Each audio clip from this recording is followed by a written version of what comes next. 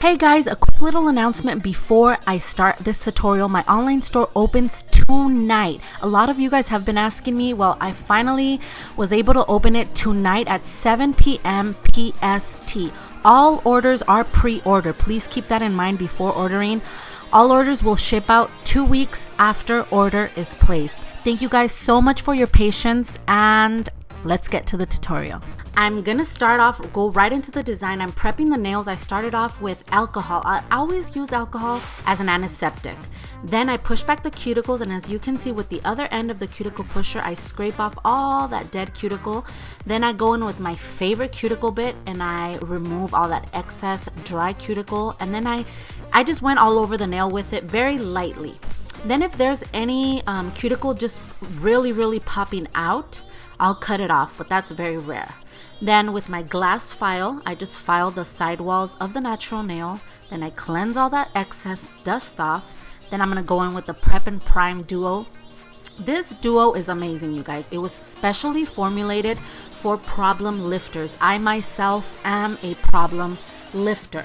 My nails lift so easily, so the Prep and Prime Duo was formulated for us, and it works amazing. My nails rarely lift. If, of course, application is very important also, but this preparation step helps. As you can see, I'm using the hula tape.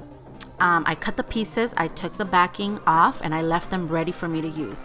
Now what I'm gonna do is I'm using Nova Ink's clear acrylic. It has amazing transparency. It does not get yellow. I love it. And I'm just gonna build a thin nail on all of the nails, a very thin base, because you're gonna see what we're gonna do next. The only nail that I did give it the correct thickness is the middle finger, okay? But the rest of them are a thin base. I'm putting that last speed on the cuticle area, making sure I don't touch the skin, I don't touch the cuticle, just pressing it lightly so it looks like it's growing out of the cuticle. Now I'm gonna give you guys a side view. Look how thin that is. When it's semi-dry, still bendable but not sticky, I go in with the pincher and I give it that C curve. You guys, I love how it feels when you take off the nail form. It's like a relief. How many of you guys like how that feels? I just love how it feels. But anyways, I'm gonna go in and I get the pieces of the hula tape. I will leave down in the description box where I bought that hula tape. I love it. It gives it that shattered glass effect.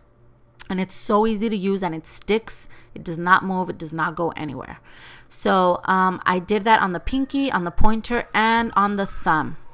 As you can see, now I'm going to start encapsulating all the nails where I put that hula tape, that shattered glass effect, which is the pinky, the pointer, and the thumb, as I mentioned before. So just going to cap with the clear acrylic. And if there's any of the tape, excess tape, just cut it off with the scissors and then just go ahead and cap the nail.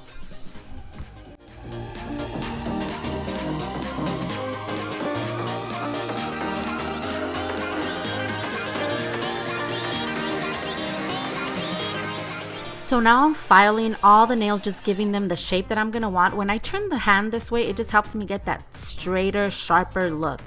And the ring finger, as you guys noticed, it's still thin. It's still that thin base, but I still went ahead and shaped it. You're gonna see why in the next steps.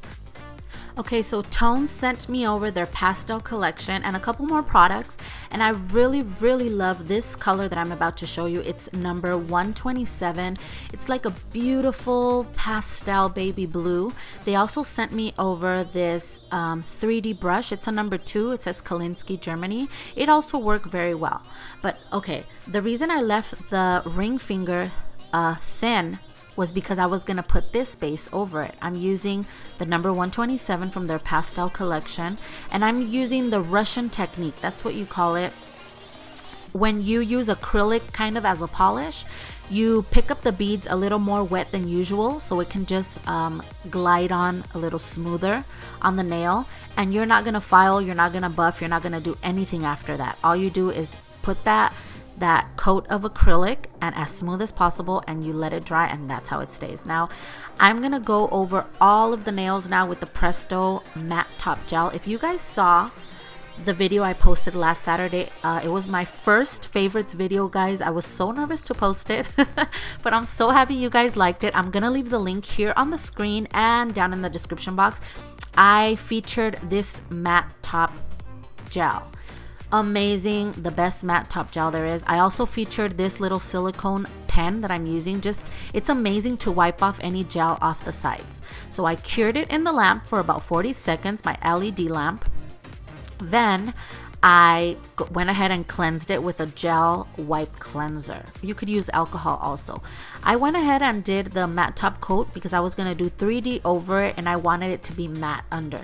So I'm using the same color, the number 127, and I'm also using their 3D brush. I really liked it. It has a very pointy point and I really liked it. So as you guys can see, I'm doing the same petals. These are basic, easy petals, you guys.